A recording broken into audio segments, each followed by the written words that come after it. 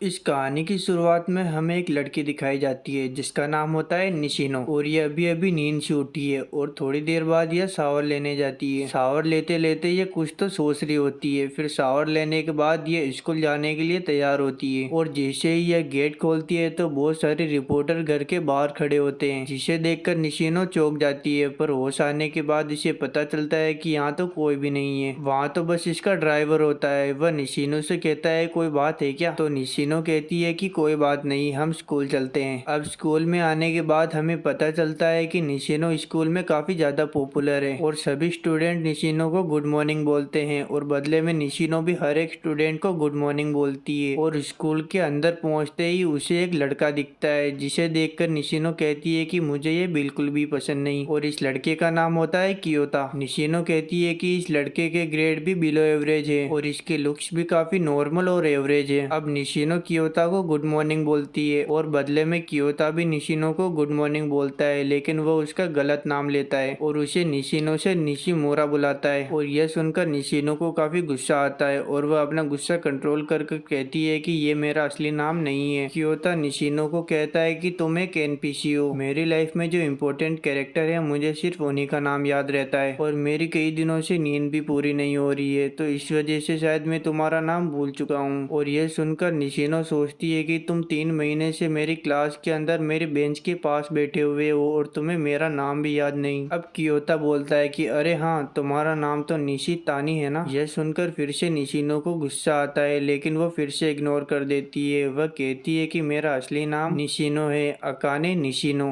अब यह दोनों क्लास के अंदर जाने लगते हैं, तभी निशिनो इसे पीछे से देखती है और कहती है कि मुझे इस पर इस वजह से गुस्सा नहीं आता कि ये मेरा नाम गलत लेता है, बल्कि मुझे इस वजह से आता है कि ये कभी मेरी तरफ देखता ही नहीं। इसकी आंखें मेरी तरफ होती है लेकिन ये कहीं और ही देख रहा होता है। क्लास में आते ही सभी लोग निशिनो को कॉन्ग्रेचुलेशंस बोलते हैं, क्योंकि निशिनो को अपने स्कूल के ड्रामा के अंदर काफी अच्छा रोल मिला है। पर इधर हम कियोटा को देखते हैं जो सबसे अलग बैठा हुआ होता है और अब तक 50,000 से भी ज्यादा हैंड ग्रिप कर चुका होता है। अब क्लास खत्म हो चुकी है और निशिनो को अचानक से पियानो की आवाज सुनाई देती है और ये पियानो और कोई नहीं बल्कि कियोटा बजा रहा होता है। अब सभी लोग स्कूल से जा चुके होते हैं, तो निशिनो भी अपने ड्राइवर को कॉल लगाती है पर वो कॉल नहीं उठाता। निशिनो फिर से कॉल लगाती है पर कोई फायदा नहीं होता, इसलिए निशिनो सोचती है कि वह अकेली भी घर चली जाएगी। और तभी पीछे से उसे कियोटा देख रहा होता है। निशिनो काफी डरी हुई थी क्योंकि वो पहली बार स्कूल से घर अकेली जा रही थी। तभी उसे अचानक से लगता है कि कोई उसका पीछा कर रहा है, लेकिन वहाँ पर कोई नहीं होता। और जैसे ही वो वापस मुड़ती है तो एक आदमी उसके सामने खड़ा होता है और उसे देखकर वो जल्दी से भागने लगती है। वह कहती है कि फिर से नहीं, ये सब वापस नहीं होना चाहिए। और तभी निशिनो के सामने एक कार आ जाती है और उसमें से एक और आदमी निकलता है। अब ये दोनों आदमी मिलकर निशिनो को बेहोश कर देते हैं और किडनैप करके ले जाने लगते हैं। पर निशिनो बेहोश होने से पहले कियोटा को देखती है और कियोटा निशिनो को किडनैप होते हुए दूर से देख रहा होता है। अब ये लोग निशिनो को किडनैप करके एक जगह पर लेकर आ जाते हैं और इधर हम देखते हैं कि निशिनो के ड्राइवर को किसी ने पकड़ लिया है और उसे मारकर बेहोश कर दिया है। अब निशिनो की आंखें खुलती है और वो इन दोनों चोर को देखती है। वह पीले बाल वाला कहता है कि तुम इतने फेमस हो पर फिर भी रात में अकेली घूम रही हो, तुम्हें ऐसा नहीं करना चाहिए था। तभी इसके पीछे वाला आदमी कहता है कि तुम ये क्या बकवास कर रहे हो, हम इसके डेढ़ से बहुत सारे पैसे मांगेंगे और फिर इसे छोड़ देंगे। पर ये पीले बाल वाला कहता है कि चुप हो जाओ, तुम मेरे बीच में मत बोलो। और वो निशिनो के साथ बुरी हरकतें करने की सोचता है। वह निशिनो से कहता है कि ये सब तुम्हारे साथ दूसरी बार हो रहा है ना, पहली बार जब तुम मिडिल स्कूल में थी तो एक स्टोकर ने तुम्हें किडनैप कर लिया था और तुम्हारे साथ बहुत बुरी हरकतें की थी, मैं तुम्हें उससे भी ज्यादा मजा दूंगा। और यह कहकर वो निशिनो के क्लॉथ्स को ओपन करने लगता है। इधर कियोटा अपने फोन की मदद से गेट के एक कॉर्नर से यह सब कुछ देख रहा होता है। अब वो अपने हाथ के वेट्स को निकालता है और अपने बैग को ओपन करता है। उस बैग में एक मास्क और कुछ हथियार रखे होते हैं। अब इधर हम देखते हैं कि यह पीले बाल वाला कुछ करने वाला ही होता है, तभी इसे कुछ अजीब आवाज आती है और ये छत की ओर देखता है और इसे एक आदमी दिखाई देता है। वह आदमी इस छत को तोड़कर अंदर आ जाता है। यह कियोटा होता है जिसने मास्क पहना होता है। अब कियोटा सबसे पहले इस पीले बाल वाले को ठिकाने लगाता है और ये एक बार में ही ढेर हो जाता है। और कियोटा की फाइटिंग को देखकर यह आदमी अपनी बंदूक को नीचे कर लेता है। वह कहता है कि मैं पहले आर्मी में काम करता था पर अब इस चोर के साथ छोटी मोटी चोरियां करता हूँ, पर इससे मैं काफी बोर हो गया था, लेकिन अब काफी मजा आने वाला है। और यह कहकर वो कियोटा के साथ फाइट करने लगता है और फाइट के दौरान वह कियोटा का थोड़ा खून भी निकाल लेता है। अब यह दोनों फिर से फाइट करने लगते हैं तो यह आर्मी मैन कहता है कि तुम इन रोड से मेरा कुछ भी नहीं बिगाड़ पाओगे। पर तभी कियोटा एक अटैक करता है जिससे उस आर्मी मैन का हाथ टूट जाता है। अब कियोटा कहता है कि मैंने पिछले हफ्ते ही एक बाइकर्स की गैंग को मौत के घाट उतारा है, जिससे मेरी काफी प्रैक्टिस हो चुकी है और अब मैं इन रोड्स की पूरी पोटेंशियल का यूज कर सकता हूँ। यह सुनकर वो आर्मी मैन जल्दी से अपनी बंदूक को उठाने वाला होता है, तभी कियोटा उसके हाथ के ऊपर हमला करता है और उसकी टांग को भी तोड़ देता है, जिससे आर्मी मैन हिल भी नहीं पाता। अब कियोटा उस आर्मी मैन को काफी बुरी तरीके से मारता है और उसके सिर पर बार बार हमला करता है और उसकी इतनी बुरी हालत कर देता है कि निशिनो भी यह नहीं देख पाती। अब इन दोनों का काम खत्म करने के बाद वह निशिनो के पास आता है और कियोटा को इस तरह से नजदीक आते देखकर निशिनो डर जाती है। पर कियोटा तो केवल उसके फेस की रस्सी खोलता है और उससे कहता है कि अगली बार घर ध्यान से जाना, और यह कहकर वो वहाँ से निकल जाता है और आकर फिर से छत के ऊपर बैठ जाता है। इधर निशिनो सोचती है कि यह मेरे साथ दूसरी बार होने वाला था पर उसने मुझे बचा लिया, पर मैं उसका चेहरा भी नहीं देख पाई। अब पुलिस और निशिनो के डैड वहाँ पर आ चुके थे। निशिनो के डैड अपनी पावर की मदद से वहाँ पर जो कुछ भी आज रात हुआ वो सब छुपा लेते हैं और सब कुछ सीक्रेट रखते हैं। अब अगले दिन निशिनो वापस स्कूल जाती है और उसे वापस कियोटा मिलता है। निशिनो वापस कियोटा को गुड मॉर्निंग बोलती है और कियोटा भी निशिनो को गुड मॉर्निंग बोलता है, लेकिन इस बार वह निशिनो का नाम सही लेता है। निशिनो सोचती है कि इसने इस बार मेरा नाम सही लिया है और ये बिल्कुल मेरी तरफ ही देख रहा है। आखिर ऐसा कैसे हो गया। अब निशिनो अगले दिन ये सब उससे पूछने वाली थी, लेकिन अगले दिन खबर आती है कि कियोटा का एक ट्रक एक्सीडेंट हो चुका है जिसमें कियोटा मारा गया और इसमें ट्रक ड्राइवर की गलती बताई जा रही थी। अब इधर कियोटा के पास्ट को दिखाया जाता है जहाँ पर कियोटा एक हीरो बनने के बारे में सोचता है। वह कहता है कि जब मैं छोटा था तो अपने दोस्तों के साथ इस सफर को शुरू किया था, लेकिन जैसे जैसे सब लोग बड़े होते गए वैसे वैसे उन्होंने हीरो बनने का सपना भी छोड़ दिया। लेकिन मैं दूसरों से अलग हूँ, मैं कुछ भी हो जाए ये सपना नहीं छोड़ सकता और मुझे इस दुनिया का हीरो बनना है। इसलिए मैंने बहुत सारी टेक्निक्स को मास्टर किया है। इससे मैं 2-3 गुंडों को तो हरा सकता हूँ, लेकिन मैं तब क्या करूँगा जब 10 सोल्जर्स मेरे सामने आ जाएंगे। अगर मैं इस दुनिया का सबसे ताकतवर मार्शल आर्टिस्ट बन जाऊँ तो शायद मैं इन लोगों को हरा सकता हूँ, लेकिन मैं तब क्या करूँगा जब कोई न्यूक्लियर बॉम्ब से मेरे ऊपर अटैक करेगा, मेरा शरीर वेपोराइज्ड हो जाएगा और मैं कुछ भी नहीं कर पाऊंगा। यही इंसानी शरीर की सीमाएं हैं। अब इसी मौके पर होता है एक ट्विस्ट। कियोटा एक अलग दुनिया में एक अलग बंदे की बॉडी में रिकार्नेट हो जाता है। उसके पीछे बहुत सारी लड़कियां होती है। वह कियोटा से कहती है हमने उन लोगों को चारों ओर से घेर लिया है, वो हमसे नहीं बच सकते। आपका अंदाजा बिल्कुल सही था, आप जीनियस हो मास्टर। हमने इतना बड़ा हंट पहले कभी नहीं किया, मैं अब वेट नहीं कर सकती, हमें आपके ऑर्डर का इंतजार है मास्टर। इधर कियोटा कहता है कि यह सब बहुत अच्छा है, मुझे नहीं पता कि क्या अच्छा है, लेकिन यह सच में बहुत अच्छा है। और यह कहकर वो इन सभी को आगे बढ़ने का ऑर्डर देता है और यह लोग उस बिल्डिंग से छलांग लगा देते हैं और कियोटा सबसे ऊपर होता है। वह कहता है कि मुझे यह दूसरा मौका मिला है, मैं इसे नहीं गवा सकता और इस बार मैं बन के ही रहूंगा द इमिनेंस इन शैडो।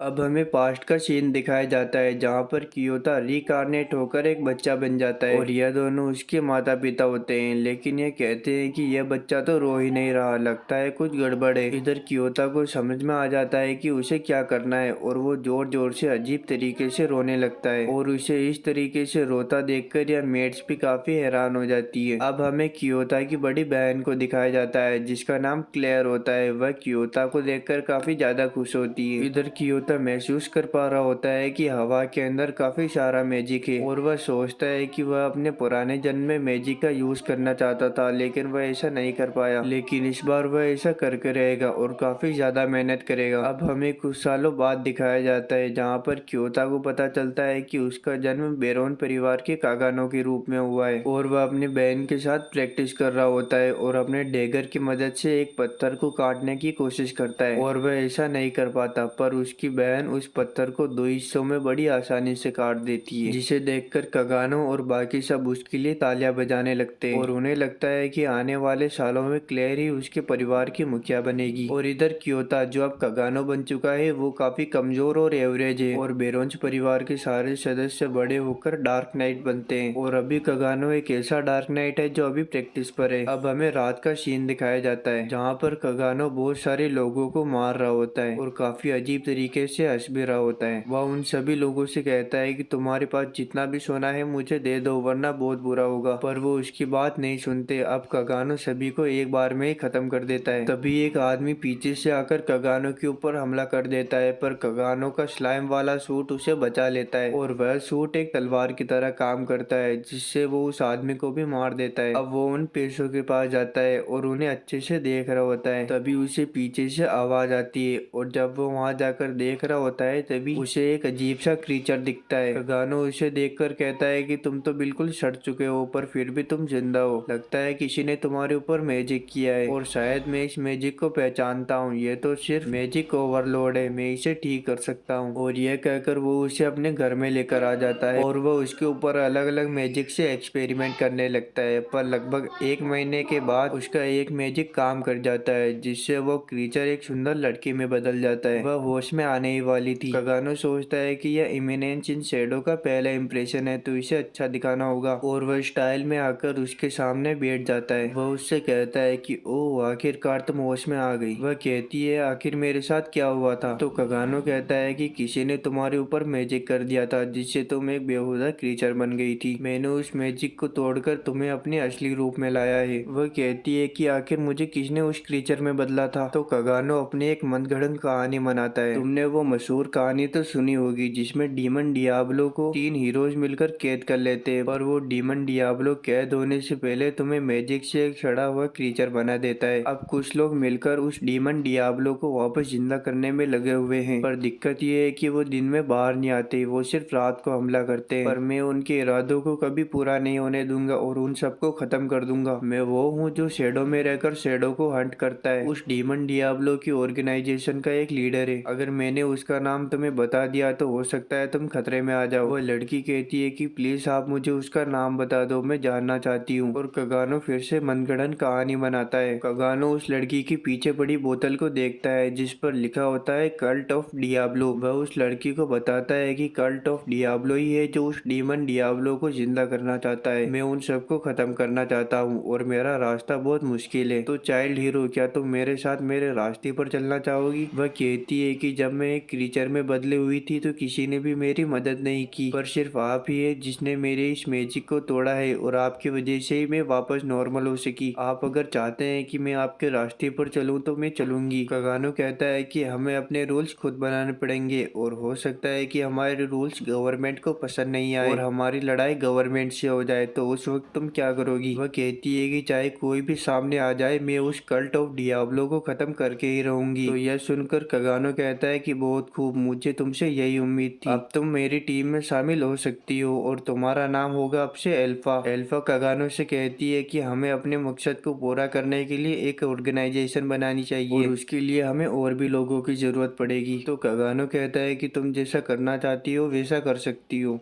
अब हमें 3 साल आगे का सीन दिखाया जाता है जहाँ पर कगानो अपनी बहन क्लेयर के साथ फाइट कर रहा होता है। इस फाइट में क्लेयर कगानो के ऊपर भारी पड़ रही होती है, पर असलियत में कगानो चाहे तो अपनी बहन को एक बार में ही खत्म कर सकता है, पर वे ऐसा नहीं करता और लूजर बना रहता है। क्लेयर कगानो के ऊपर हमला करती है जिससे कगानो रिवर के अंदर जाकर गिर जाता है। वह कहती है कि पता नहीं ये लड़का कब प्रोग्रेस करेगा और तभी एक मेड क्लेयर को वहाँ पर बुलाने आ जाती है। वह कहती है कि सभी मेहमान आ चुके हैं। दरअसल वो मेहमान क्लेयर का बर्थडे सेलिब्रेट करने के लिए आए हुए होते हैं, पर क्लेयर जाने से पहले कगानो को कहती है कि मैं थोड़े दिनों तक तुम्हारे साथ प्रैक्टिस नहीं कर पाऊंगी, पर तुम अपनी प्रैक्टिस जारी रखना। अब कगानो रिवर से बाहर आता है। वह कहता है कि मैं बहुत ज्यादा ताकतवर हूँ लेकिन मुझे इस स्टोरी का साइड कैरेक्टर बन के ही रहना पड़ेगा। कगानो कहता है कि जब कोई डार्क नाइट 15 साल का हो जाता है तो उसे मिडगार अकेडमी भेजा जाता है जहाँ पर उसे और बेहतर बनाया जाता है। उसकी बहन 15 साल की हो चुकी थी और अगले ही दिन वह मिडगार अकेडमी जाने वाली थी, पर जाने से पहले ही उसे कोई किडनैप कर लेता है और उसके कमरे का सारा सामान भी बिखरा हुआ होता है और उसके पेरेंट्स भी टेंशन में आ जाते हैं। कगानो सोचता है कि मुझे ही उसे ढूंढना पड़ेगा। यहाँ पर हमें पता चलता है कि कगानो के साथ में जो मेड है वह भी कगानो की ऑर्गेनाइजेशन की एक मेंबर है जिसे एल्फा लेकर आई थी, और एल्फा की तरह यह लड़की भी एक एल्फ है। यह लड़की नक्शे पर देखने लगती है कि आखिर क्लेयर कहाँ पर हो सकती जाती है। पर तभी कगानो रैंडमली उस नक्शे पर एक डॉट को फेंकता है और कहता है कि यहाँ पर क्लेयर हो सकती है। पहले तो ये लड़की कहती है कि यहाँ तो कुछ भी नहीं है, पर फिर पता नहीं इसे क्या समझ में आ जाता है और ये कहती है कि मास्टर आप तो कमाल हैं, जरूर उन लोगों ने क्लेयर को वहीं पर छुपाया होगा, हमें जल्दी ही अपने लोगों को बुलाना चाहिए। कगानो कहता है कि तुम जल्दी ही सेवन शेडोज को लेकर वहाँ पर चले जाओ। यहाँ हम देखते हैं कि क्लेयर के ऊपर यह आदमी लात मारता है, पर क्लेयर उससे बच जाती है। वह आदमी क्लेयर से कहता है कि तुम जिन जंजीरों से बंधी हुई हो वो मैजिकल है, तुम उसे नहीं तोड़ सकती, और हाँ तुम पहले भी किसी मैजिक में फंसी हुई थी जिससे तुम्हें तुम्हारे भाई ने निकाला था। क्लेयर कहती है कि ऐसा हो ही नहीं सकता, भले ही लोग कहते हो वो बहुत ज्यादा कमजोर है और मैं मान ही नहीं सकती कि उसने मुझे निकाला था। तो वह आदमी कहता है कि तब तो मुझे तुम्हारे भाई को काट कर अंदर से देखना पड़ेगा, और यह सुनकर क्लेयर गुस्से में आ जाती है। वह कहती है कि मैं तुम्हें, तुम्हारे परिवार को, तुम्हारे पूरे खानदान को खत्म कर दूंगी, और यह कहकर वो अपनी जंजीरों को भी छुड़वा लेती है और उसके ऊपर अटैक करने की कोशिश करती है, पर वो आदमी एक मुक्के में ही क्लेयर को बेहोश कर देता है। तभी हम देखते हैं कि सेवन शेडोज की एंट्री हो चुकी है और वो सभी लोगों को मौत के घाट उतार देते हैं और चारों तरफ तबाही मचा देते हैं। अब सिर्फ ये आदमी और सेवन शेडोज ही बचे हुए थे। अब एल्फा और इस आदमी में तलवार से लड़ाई होती है और यहाँ एल्फा भारी पड़ने लगती है, तो यह आदमी जल्दी से एक लाल गोली खाता है जिससे इसकी पावर काफी ज्यादा बढ़ जाती है, और वो एक वार से ही एल्फा को दूर फेंक देता है और जमीन के ऊपर होल कर वहां से भाग जाता है। यहाँ हम देखते हैं कि कियोता सेवन शेडो से बिछड़ चुका है, यानी कि वह खो गया है। वह कहता है कि अब मैं पता नहीं यहाँ से कैसे बाहर निकलूंगा। तभी वह आदमी एक सीक्रेट दरवाजे से कगानो के सामने आ जाता है। वह आदमी कगानो से कहता है कि तो तुम्हें पता था कि मैं यहाँ पर आऊंगा, और यह कहकर वो कगानो के ऊपर हमला कर देता है। कगानो उसके वार से बड़ी आसानी से बच जाता है और वह उससे कहता है कि तुम काफी कमजोर हो, लगता है तुम्हें लड़ना सिखाना पड़ेगा। और कगानो उस आदमी के ऊपर लगातार हमले करते रहता है और उसको लगभग अधमरा कर देता है, और तभी वो आदमी अपनी बोतल में रखी सभी लाल गोलियों को खा लेता है, जिससे उसकी पावर काफी ज्यादा बढ़ जाती है और वो कगानो के ऊपर हमला करता है और कगानो पर भारी पड़ने लगता है। पर कगानो कहता है कि इतने से काम नहीं चलेगा बुद्धू, और अपनी मैजिकल पावर से वो उस आदमी को बड़ी आसानी से हरा देता है। अब हम देखते हैं कि क्लेयर घर आ चुकी है और अगले दिन वो तैयार होकर मेडगार एकेडमी जाने लगती है और कगानो उसे गुड बाय बोलता है। अब हमें शाम का सीन दिखाया जाता है जहाँ पर कगानो और सेवन शेडोज खड़े होते हैं। यहाँ पर सेवन शेडोज कगानो से कहते हैं कि वो सब इस ऑर्गेनाइजेशन को छोड़कर जा रहे हैं। दरअसल कगानो ने अपनी एक ऑर्गेनाइजेशन बना ली थी, उनका साथ बस यही तक था, और यह सुनकर कगानो कहता है कि आखिर ये तुम सब क्या कह रहे हो।